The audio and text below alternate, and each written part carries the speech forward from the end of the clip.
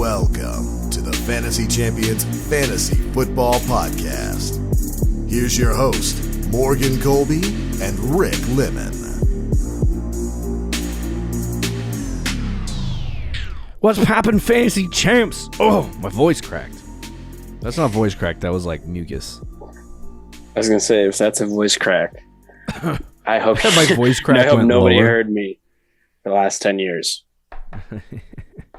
Welcome to Fantasy Champions Fantasy Football Podcast. My name is Morgan Colby. I got Rick Lemon with me as always. He's on this side of the screen. I'm looking at him right now. What's going on?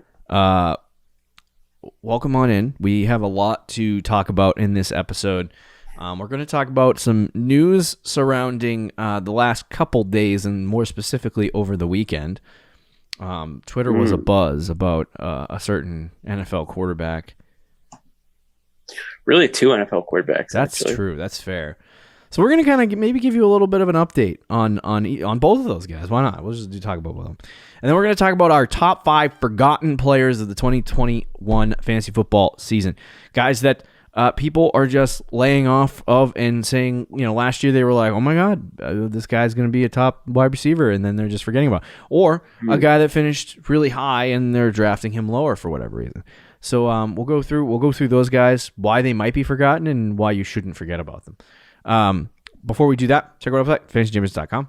Follow us on any social media platforms, Twitter, Instagram, Facebook, TikTok. Just search us. Just do it.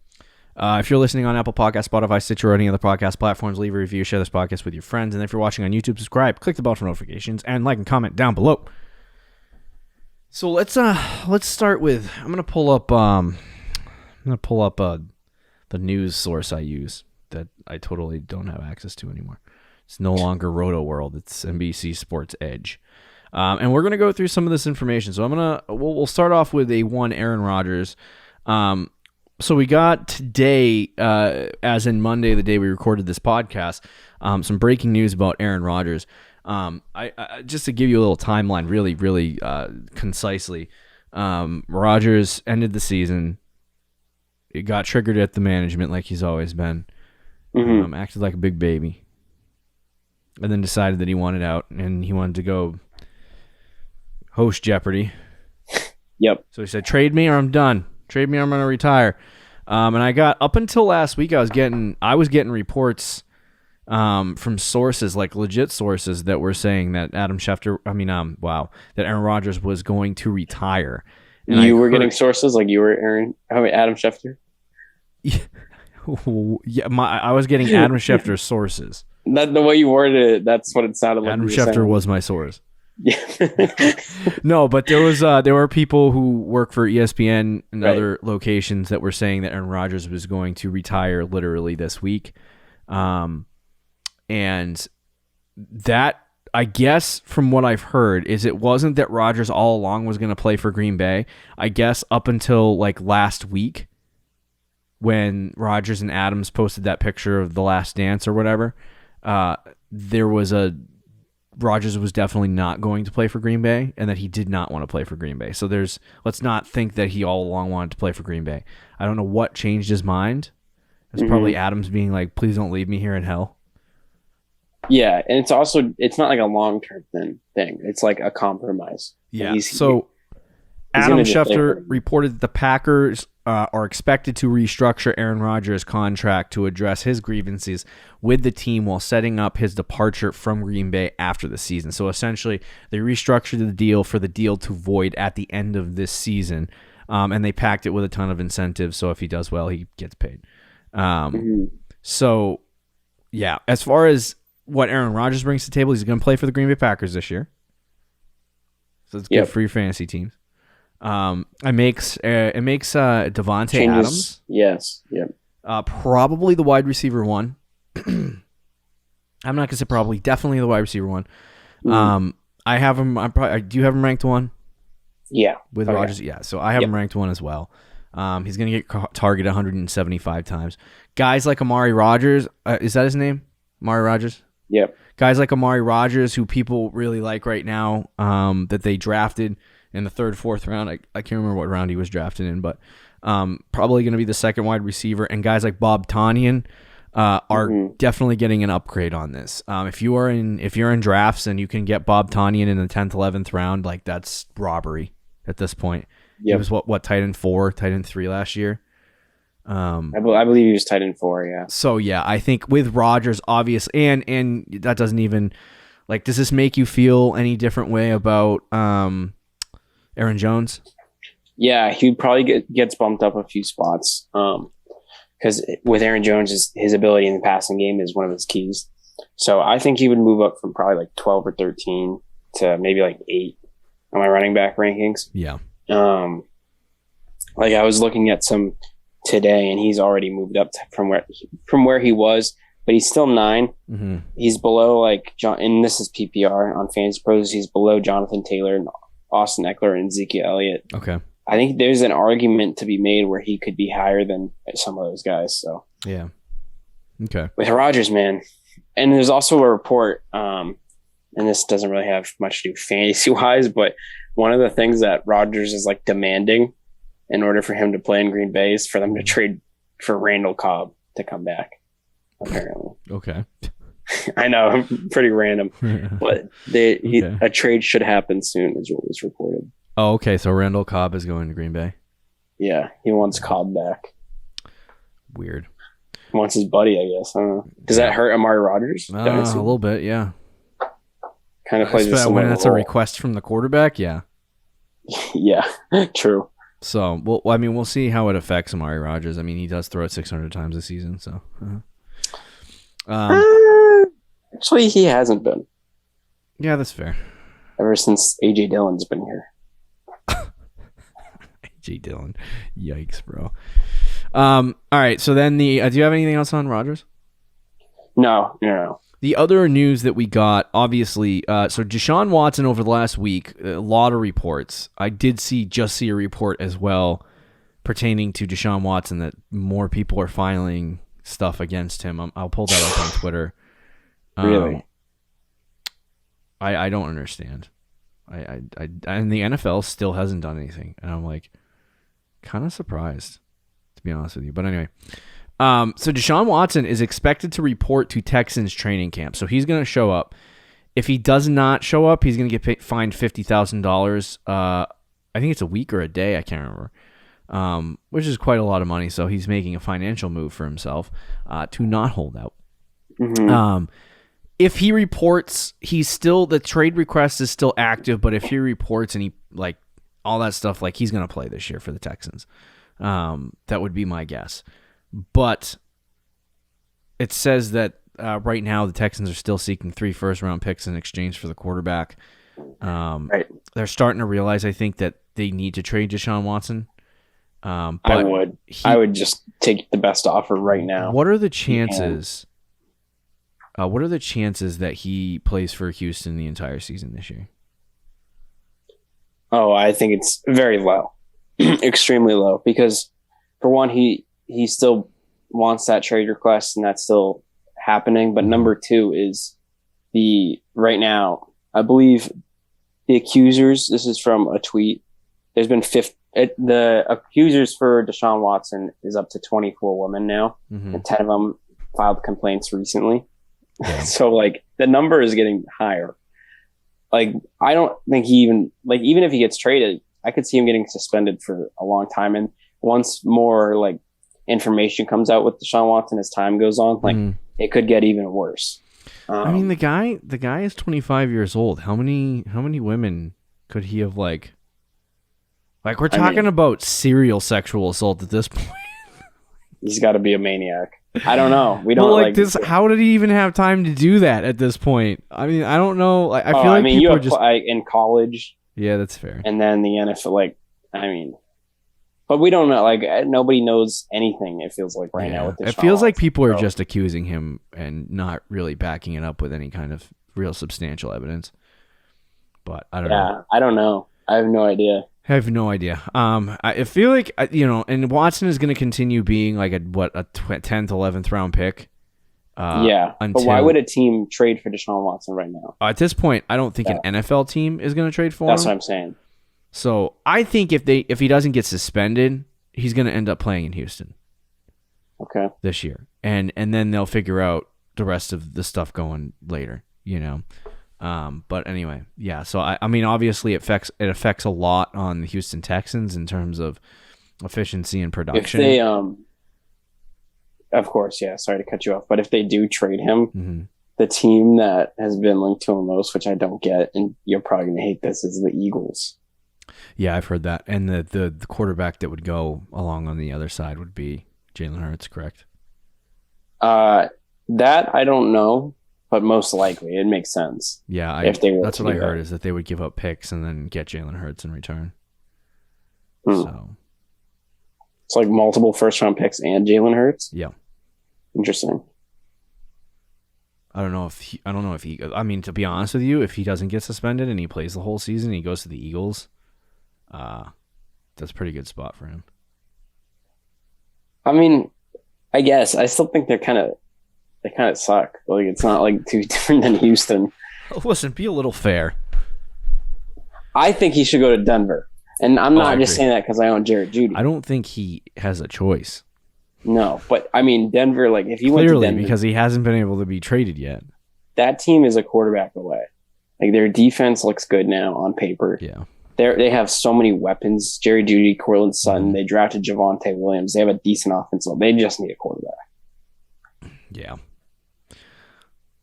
I don't know. I mean, we'll see what happens with Deshaun Watson. It's still a little bit questionable, but I'm starting to feel a little bit more comfortable drafting him in like the 10th, 11th round.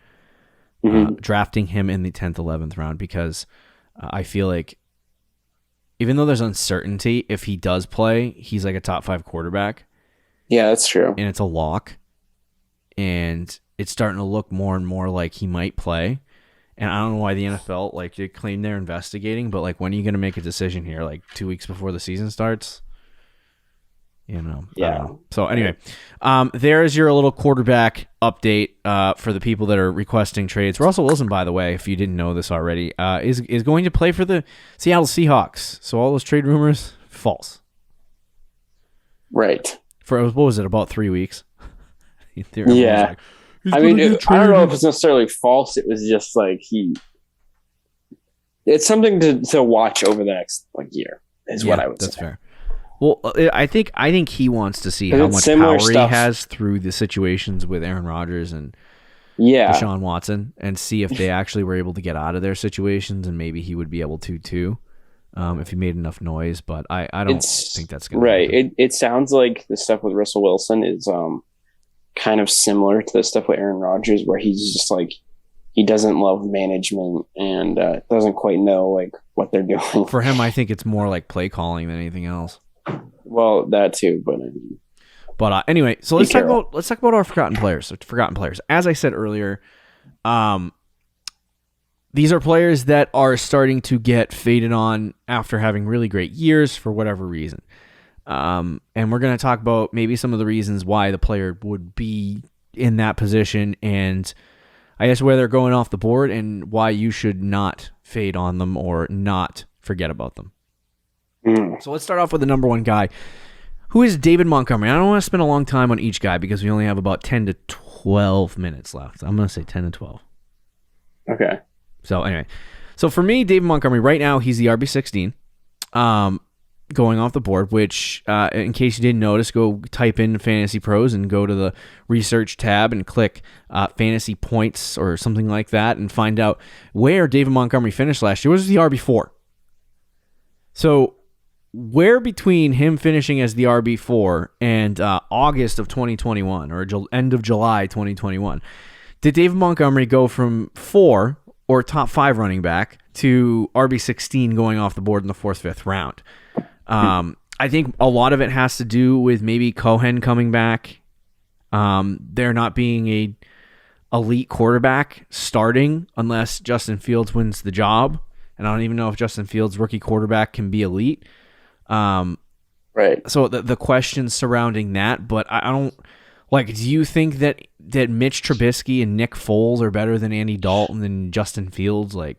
No, not really. No, they're not. No. So I don't think that's a valid argument, but I think it's mostly because Cohen's coming back, and a lot of people are concerned about Cohen taking workload from David Montgomery.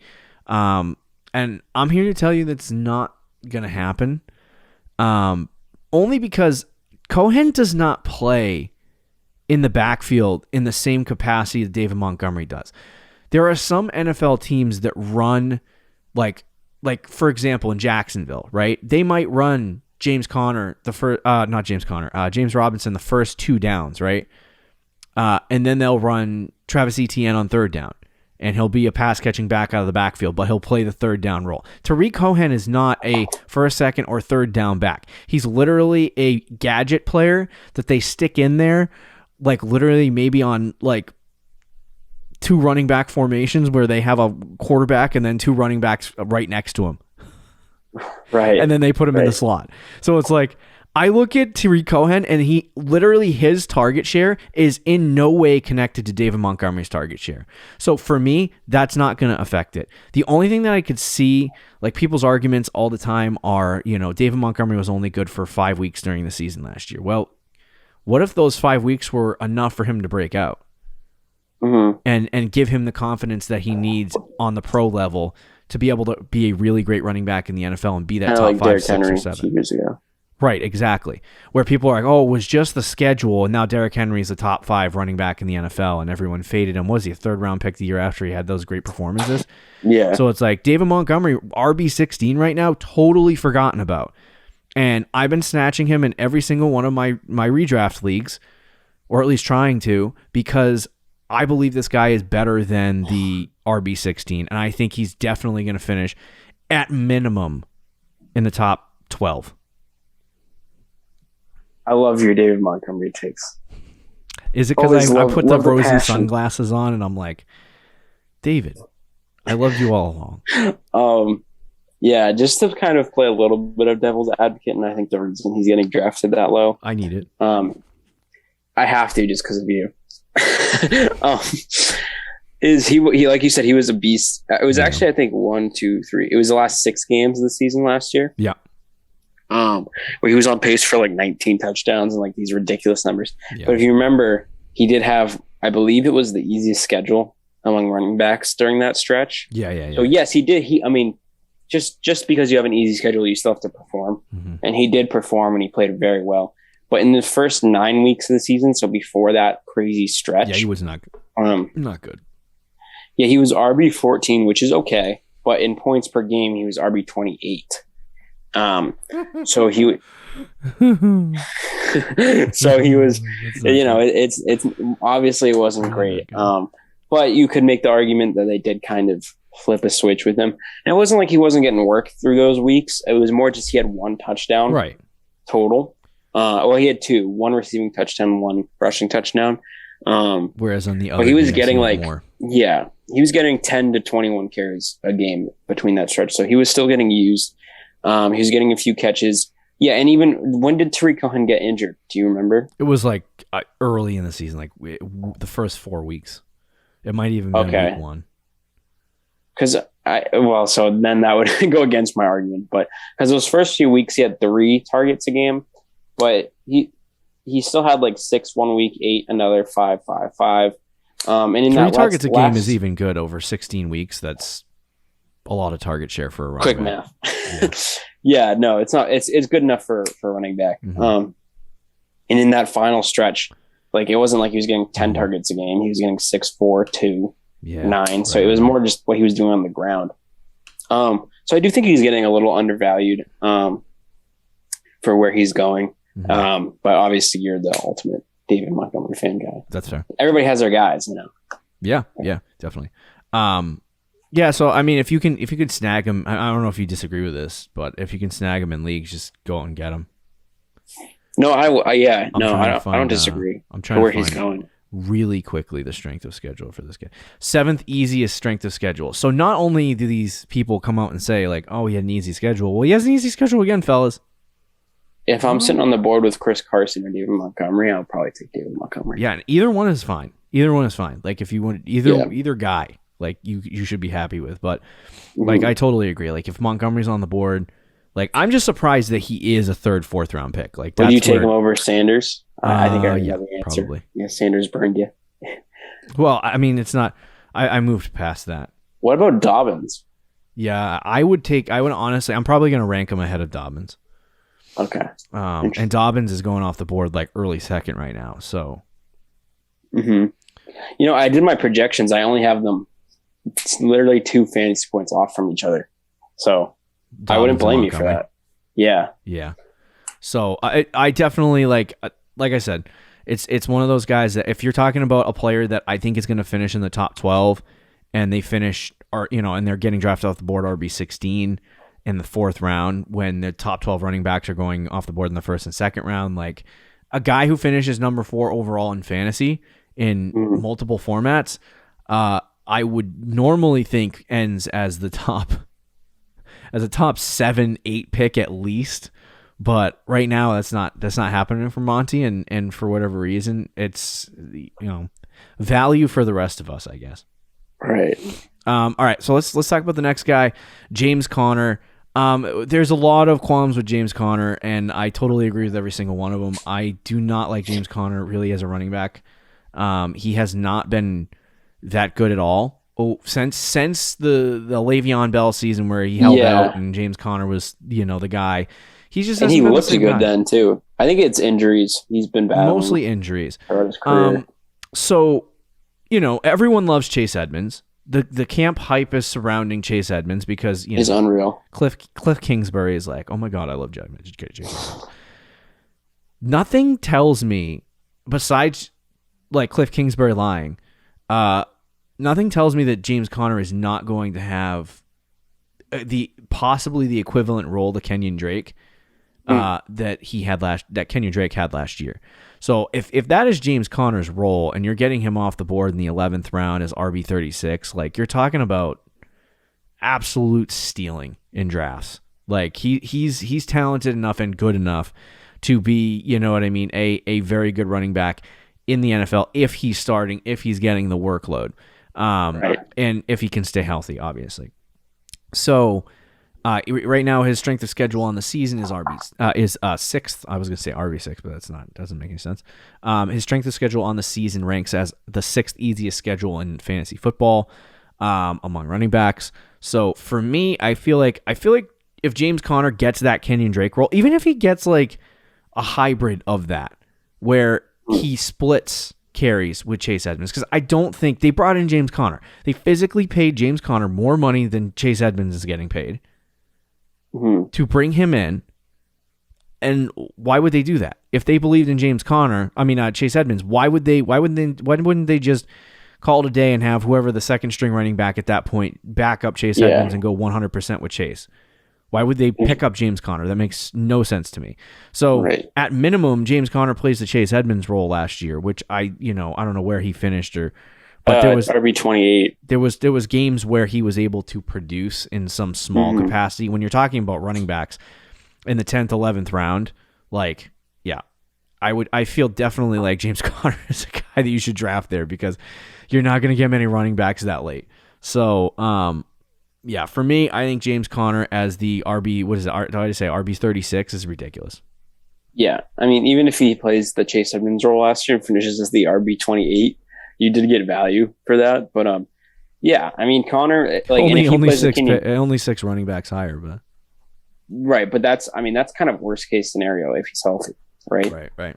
Best case scenario is he plays the Kenyon Drake role and he finishes the RB14. Right. So that's a steal. That's an absolute steal. And I don't think James Conner's finishing as the RB14.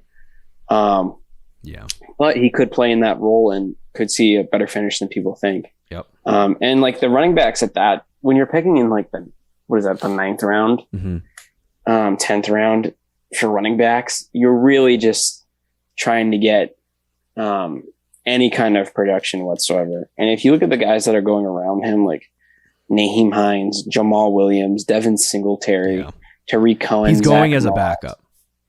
Yeah, I mean, exactly. And I'm taking Conner over all those guys. And like even guys ahead of him, like Zach Moss, like I just said, like I would take James Conner over Zach Moss. Would you take James Conner over Kenyon Drake? Yeah. I would too.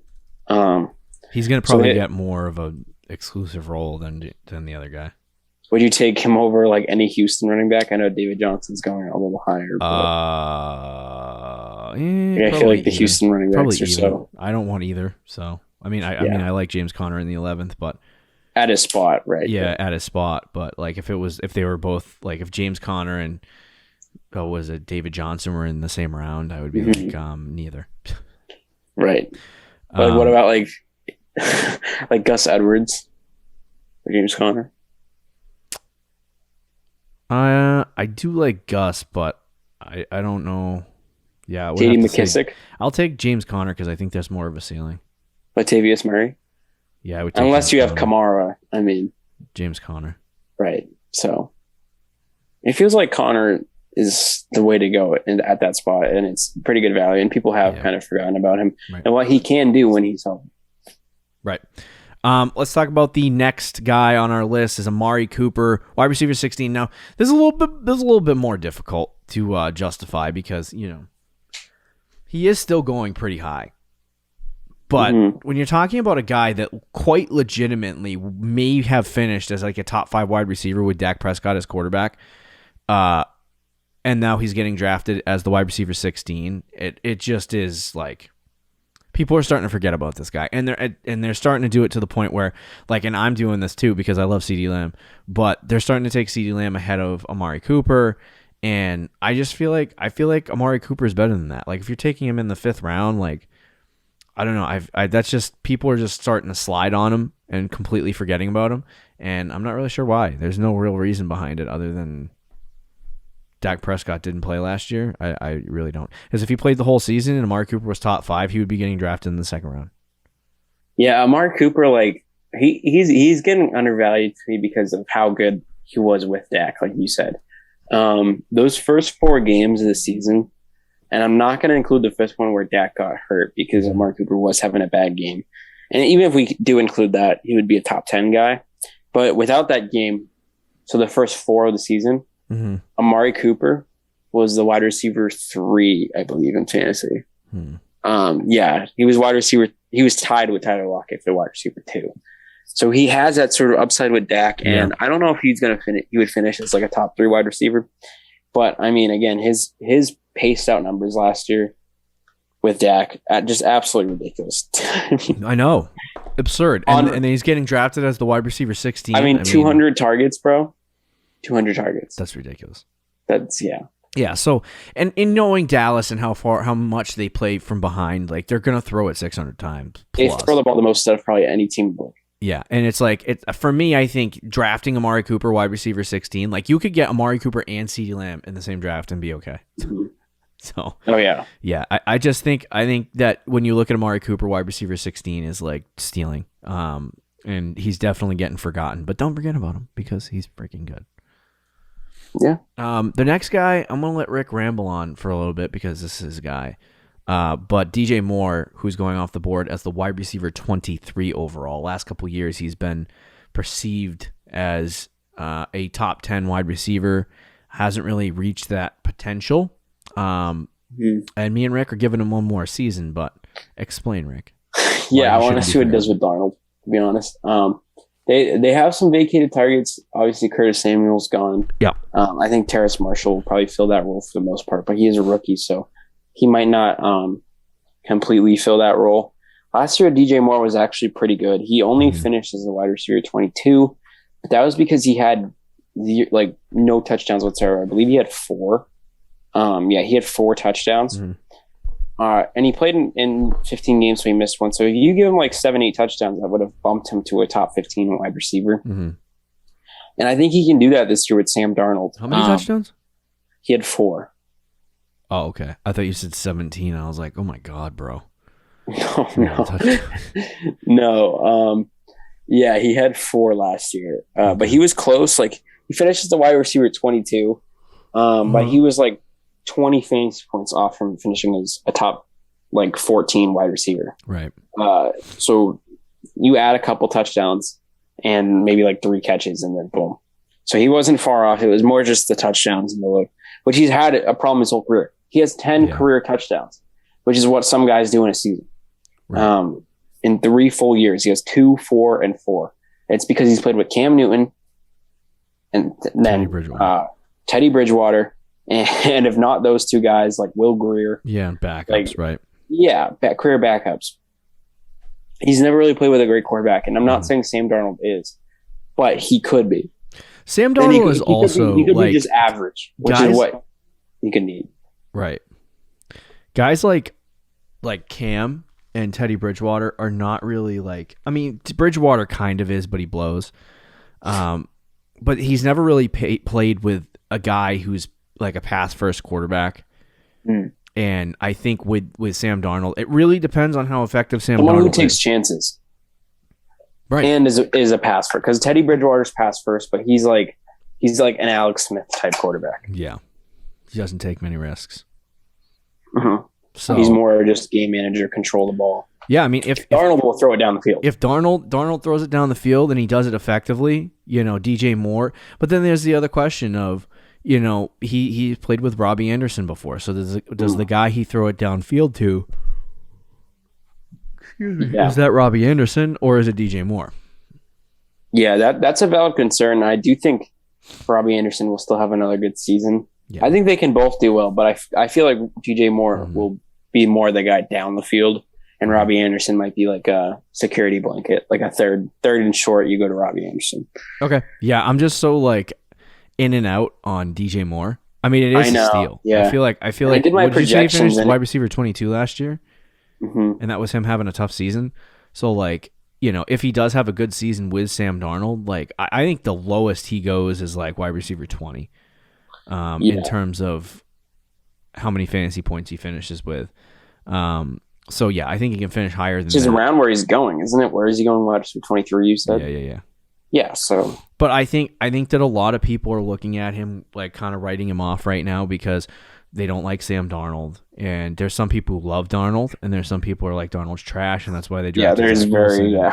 It's very polarized, and I feel like for the DJ Moore argument, I think it really ties into that polarization where if you don't like Sam Darnold, you don't like DJ Moore. And if you like Sam Darnold, you're going to like DJ Moore a little bit more.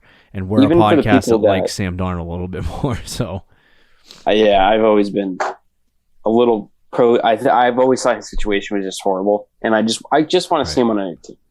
Yeah. And I think he has the talent to at least be decent. Like an average NFL quarterback, which would be a good thing for DJ Moore. But even if you're anti Sam Darnold and you think he stinks still, I think you could still look at the bright sides with it where he is an aggressive quarterback and he'll take more shots down the field, which are all good things for DJ Moore. Fair enough.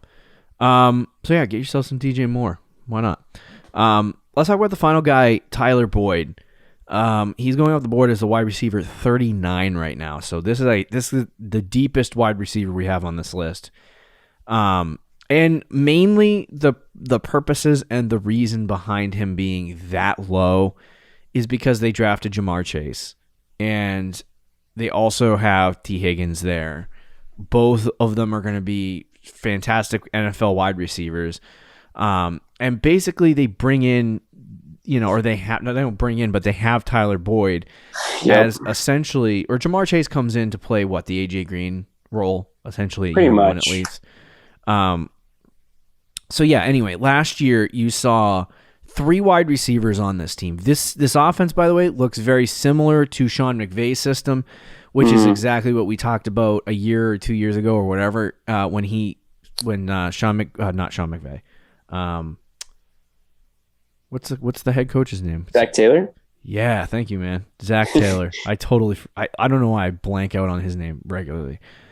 But anyway, Zach Taylor is literally running a very similar system to Sean McVay, one of a couple years ago. And you saw literally Tyler Boyd, A.J. Green, and T. Higgins play. Tyler Boyd played 15 games. Higgins and Green played 16 games, respectively. Green had 104 targets. T. Higgins had 108 targets. And Tyler Boyd had 110 targets. And Boyd played in 15 games. So he was kind of at that point pacing out to around 115 to 120 targets on the season. But 3 players on the team had 100 or more targets. So Tyler Boyd was playing the slot, and he had the highest catch percentage on the team with 79 catches. So for me, when I look at Tyler Boyd, I don't think his role really is going to change all that much. He's not going to get more targets, that's for sure. But he's not going to get any less targets. You know what I mean? So it's like you're going to see guys like Jamar Chase come in, and they're going to get around 100 targets. T. Higgins might get 110, 115, maybe 120. But I think Tyler Boyd is definitely going to be that slot receiver. He's going to play inside, and he's going to get a lot of reps. He's the most, I think, the biggest veteran presence in the wide receiver core at this point that they have. And I think that he's going to get targeted a lot. Because I think, we'll see how Joe Burrow, like last year, it didn't look necessarily like he wanted to sling it down the field very often. But he's a young quarterback, and that's what young quarterbacks do in their first year. So, but when you talk about how bad the Bengals are too, they're going to throw the ball a lot. Yeah. So for me, I think when you talk about target share, like it's going to be pretty evenly distributed, and I think Tyler Boyd's going to get a piece of that. But I think he's getting forgotten about because people are excited about T. Higgins. People are excited about Jamar Chase. And to be honest with you, like rookie Jamar Chase, as much as I love him, and who knows, maybe he'll have a Justin Jefferson-like season, but it's more than likely that Tyler Boyd will probably end up with more opportunity and maybe finish with a better fantasy total than Jamar Chase, and Jamar Chase is getting drafted 4 rounds ahead of him or 3 rounds ahead of him? 4, yeah. So it's like, I would 100% take Tyler Boyd in the later rounds. Even 5, actually. I think Chase is going in the fit. I was going to tell you this before the show when we were looking at Sleeper. I forget why, but Jamar Chase right now is going ahead of a lot of big names. A lot of big names. So for me, I think Tyler Boyd definitely a guy that we can look at as he's definitely being forgotten about, but he's also a guy you can snag in your drafts and not forget about, because if you get him in the 10th, 11th round or wherever he ends up going, I think that you get a really great value and a guy who I think can be a wide receiver too next season, even in the circumstance that he's in.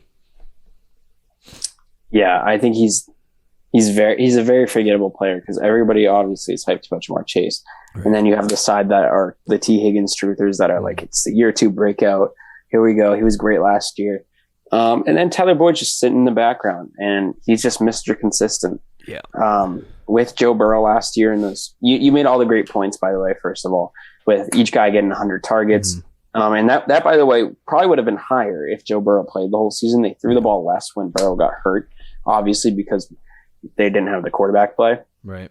But I could see those guys each getting like around 115 targets. It's kind of like it's the Cowboys of the AFC when it comes to those top 3 guys, and they're going to throw the ball a lot. Right. So all three of those guys will get their opportunity, and I think Boyd, is quietly just as good as those guys, or at least will get just as many targets as those guys, I should say.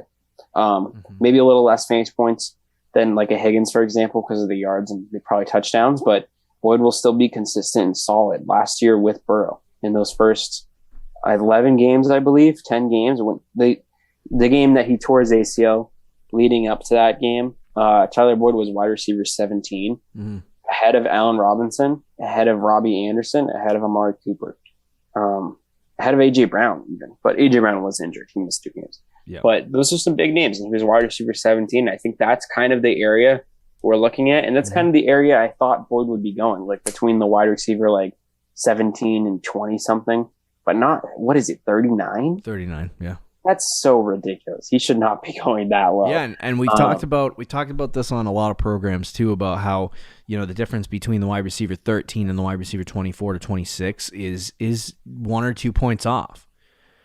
And so if you're talking about Tyler Boyd, who might finish as the wide receiver 17, 18, 19, that might seem lower.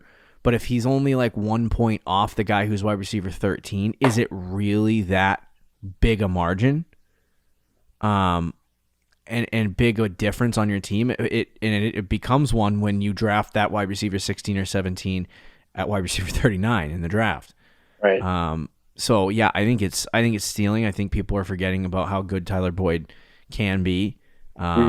When given the opportunities. And I think with Joe Burrow too, like you said, great point on Joe Burrow not playing at the end of the season last year. and them not throwing more. Like if he ends up getting 120, 125 targets, I mean that puts him in the changes everything. Yeah, right, the Bob Woods conversation maybe, where he ends up like wide receiver 15 or so. So yeah, I think he definitely has value, and I think drafting him in the 10th round is definitely what you should do. But there you go, forgotten players. 2021 forgotten players: David Montgomery, James Conner, Amari Cooper, DJ Moore, Tyler Boyd. Thursday, I believe we have our bold predictions episode as we jump into training camp. Thursday, we'll be in the midst of training camp. Can't wait for that episode. See you later, guys. Man, let's go. See ya. Thank you for listening to the Fantasy Champions Podcast. Make sure you subscribe on iTunes and YouTube, and follow us on Twitter @TheFFChamps.